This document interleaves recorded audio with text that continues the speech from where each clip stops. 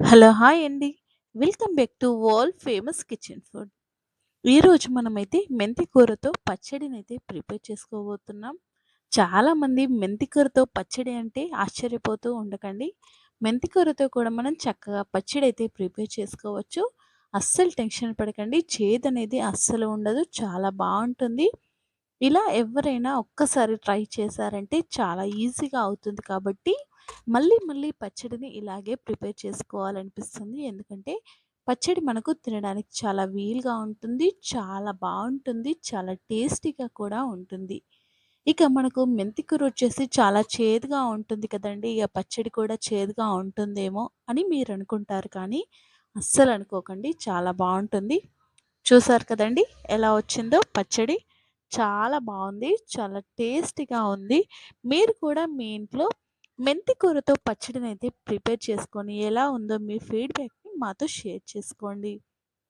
ఇక మనము మెంతి కూరతో పచ్చడిని ఎలా ప్రిపేర్ చేసుకోవాలో ఇప్పుడైతే ఈ వీడియోలో మనం వివరంగా తెలుసుకుందాం.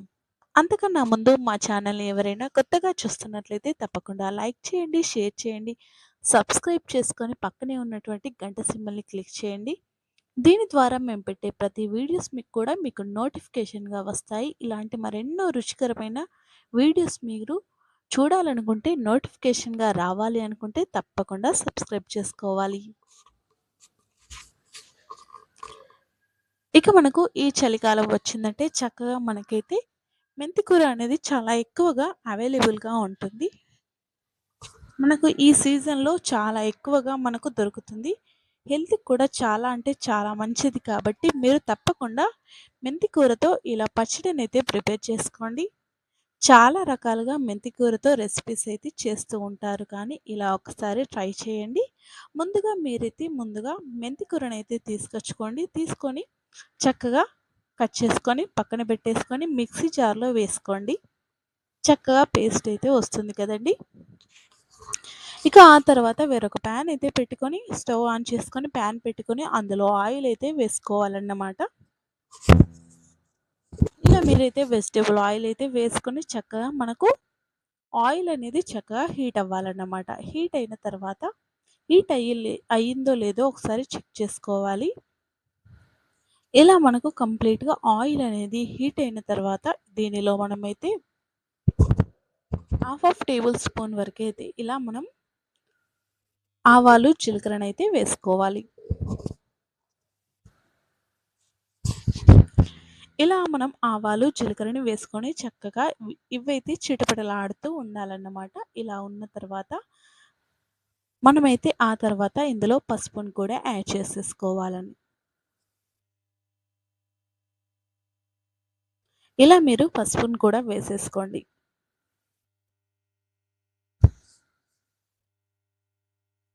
ఇలా పసుపు కూడా మనం వేసుకున్న తర్వాత చక్కగా ఆయిల్‌లో స్ప్రెడ్ అయిన తర్వాత మనం మిక్సీ జార్‌లో వేసుకున్నటువంటి మెంతి కూర పేస్ట్ అయితే ఉంటుంది కదండీ! అదైతే ఇందులో యాడ్ చేసేసుకోవాలి. ఇక మనం మిక్సీలో వేస్తున్నాం కాబట్టి మనకు డైరెక్ట్‌గా మనం మెంతి కూరను వేసామంటే చక్కగా పేస్ట్ అనేది రాదు. మీకు వీలైతే రోల్లో రుబ్బుకోండి. లేదంటే కొద్దిగా వాటర్ అనేది యాడ్ చేశారంటే మిక్సీ జార్‌లో కూడా వస్తుంది. మనం వాటర్ అనేటివి కూడా ఎక్కువగా వేయొద్దండి. జస్ట్ మనకు హాఫ్ కప్ వరకైతే వాటర్ అనేది వేసుకొని చక్కగా పేస్ట్ అయితే చేసుకోవాలన్నమాట. ఇలా మెంతి కూరనైతే పేస్ట్ అయితే చేసుకొని మనం తాలింపు వేసుకున్నాం కదండీ! ఇందులో వేసుకున్న తర్వాత చక్కగా మనం వీటిని ఫ్రై చేసుకోవాలి.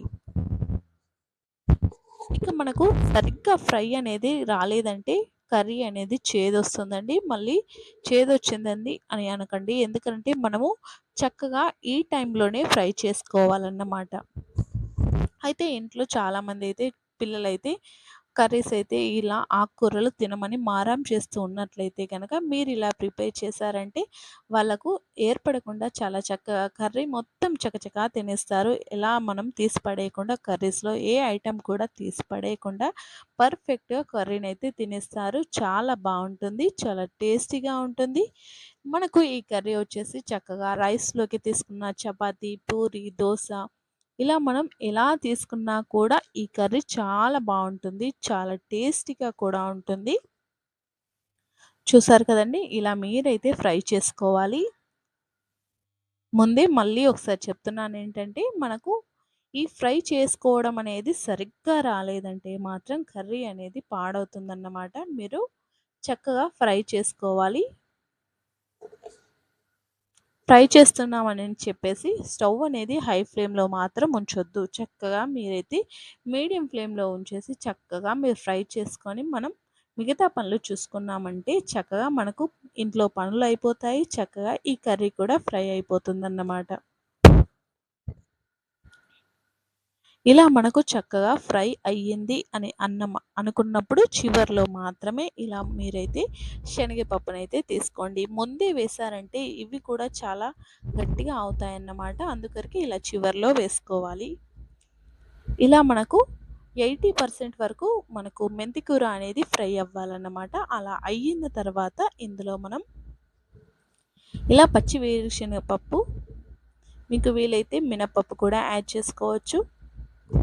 మినపప్పు, శనగపప్పు గాని రెండింటిని యాడ్ చేసుకోవచ్చు. ఇలా మీరైతే శనగపప్పుని యాడ్ చేసేసుకోండి.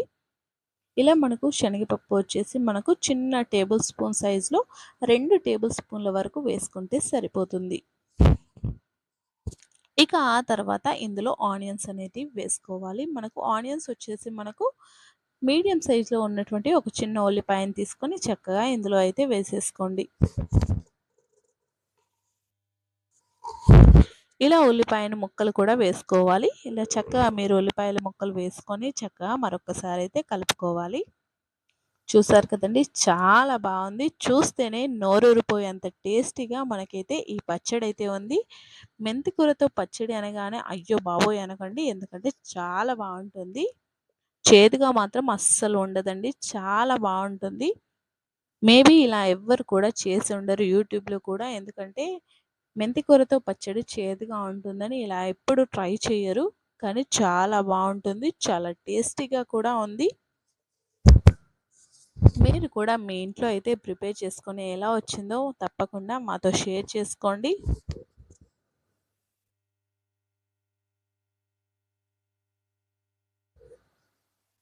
ఇక మనం ఇందులో ఉల్లిపాయ ముక్కలు, వేరుశెనగపప్పు 2 వేసుకున్నాం కదండీ! ఇవన్నీ వేసుకున్న తర్వాత చక్కగా కలుపుకోవాలి. ఇంకా మనకు ఈ కర్రీ ప్రాసెస్ అయితే ఇంకా కంప్లీట్ అవ్వలేదన్నమాట. చూసారు కదండీ! మనం కలుపుతుంటే ఆయిల్ అనేది చక్కగా సెపరేట్ అవుతుంది. ఇలా మనకు సెపరేట్ అవుతుంది అంటే మాత్రమే మనకు ఈ ఆకు అనేది ఫ్రై అయినట్టు, లేదంటే కానట్టు. ఇలా మనకు ఆయిల్ అనేది తప్పకుండా సెపరేట్ అవ్వాలన్నమాట. అలా అవుతున్నంత సేపు మనం చక్కగా నిదానంగా వేయించుకోవాలి. సాల్ట్ అనేది మీరు ఎట్టి పరిస్థితుల్లో ముందు మాత్రం వేయకండి. ఇలా చివర్లో మాత్రమే సాల్ట్‌ని వేసుకోవాలి. ఇలా ముందుగానే వేసుకున్నారంటే కూర మొత్తం చేదైపోయి ఈ పచ్చడి అనేది టేస్ట్ అనేది రాదు. ఫుల్లు చేదుగా ఉంటుంది. మీకు తినడానికి కూడా బాగోదు. ఇలా చివర్లో మాత్రమే సాల్ట్ అనేది వేసుకోవాలి. ఇలా సాల్ట్ వేసుకున్న తర్వాత మీకు ఎంతవరకు పులుపు తింటారో అంతవరకు ఇలా టమాటోస్ అయితే తీసుకోవాలి. మనకు ఆల్రెడీ 80% వరకైతే కర్రీ అనేది ఫ్రై అయిపోయింది. ఇక మనం ఇప్పుడు తీసుకున్నటువంటి పచ్చిమిరపకాయ, ఉల్లిపాయలు, ఈ టమాటోస్ చక్కగా ఇందులో ఉడికిపోతాయి. ఇలా మనం టమాటోస్ కూడా యాడ్ చేసుకొని కలుపుకోవాలి. చూసారు కదండీ! చూస్తేనే నోరూరిపోతుంది. చాలా బావుంటుంది పచ్చడి. మెంతికూర టమాటా పచ్చడి చాలా బావుంటుంది. మీరు కూడా ట్రై చేయండి. ఇలా మీరు టమాటోస్‌ని కూడా యాడ్ చేసుకొని చక్కగా కలుపుకోవాలి.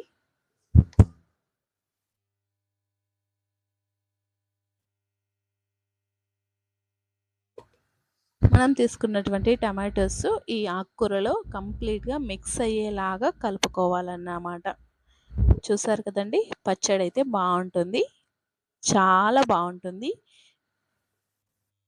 ఇక మనం టమాటోస్ వేసాం కాబట్టి ఆల్రెడీ మనం సాల్ట్‌ని కూడా వాడాం కాబట్టి మనకు ఈ టమాటో వచ్చేసి చాలా చక్కగా స్మాష్ అయిపోతుంది. చాలా తొందరగా టమాటో కూడా ఉడికిపోతుంది.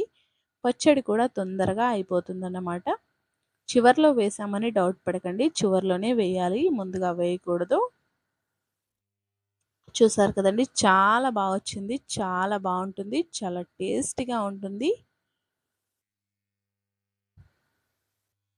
నాకైతే భలే నచ్చింది. మేబీ మీ అందరికి కూడా ఈ పచ్చడి నచ్చుతుందని నేను అనుకుంటున్నాను. మీకు కూడా ఈ వీడియో కనుక, ఈ రెసిపీ కనుక నచ్చినట్లయితే తప్పకుండా లైక్ చేయండి, షేర్ చేయండి, సబ్స్క్రైబ్ చేసుకోండి. ఇలా మీరైతే లో ఫ్లేమ్‌లో ఉంచి చక్కగా ఫ్రై చేసుకోవాలి. ఇలా మనం కలిపేటప్పుడు జస్ట్ అలా స్మాష్ లెక్క చేశామంటే టమాటో కూడా చాలా చక్కగా స్మాష్ అవుతుంది. చూసారు కదండీ! టమాటో చక్కగా ఉడికిపోయినట్లే. ఆ తర్వాత ఆయిల్ అనేది కూడా సెపరేట్ అవుతుంది. మనం తీసుకున్నటువంటి మెంతి చక్కగా ఉడికిపోయింది. సెపరేట్ అవుతుంది. టమాటో కూడా ఉడికిపోయింది. ఇలా కంప్లీట్‌గా మనకు కర్రీస్ అనేటివి ఫ్రై అయ్యాయి అంటే ఆయిల్ అనేది చక్కగా సెపరేట్ అవుతాయన్నమాట. ఇలా మీరు సెపరేట్ అయ్యే వరకు ఫ్రై చేసుకోవాలి. ఇలా మీరు లో ఫ్లేమ్‌లో ఉంచి మాత్రమే ఫ్రై చేసుకోండి. ఇక మనం కారం పొడి అంటే రెడ్ చిల్లీ పౌడర్‌ని మాత్రం చివర్లోనే వేసుకోవాలి. ఎందుకంటే అడుగంటిపోతుంది. మనకు కర్రీ అనేది మాడుగా వస్తుంది కాబట్టి టేస్ట్ అనేది రాదు.